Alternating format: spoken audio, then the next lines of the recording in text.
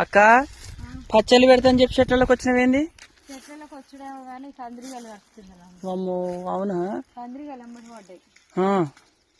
ఎమ్మడి పడితే చున్ని తీసి ఆడ వాడేసి వచ్చాం అనమాట. ఈ చున్ని వాసనకి మనిషి ఇక్కడనే ఉన్నది అనుకొని చున్ని చుట్టే తిరిగి వెళ్ళిపోయింది. అమ్మో జాగ్రత్తగా ఉండాలమ్మా. గ్యాస్ మీద చేద్దాం మరి రేపటి నుంచి. మిగులుతామా మనం లాభం కూడా పెట్టుకోలేదు.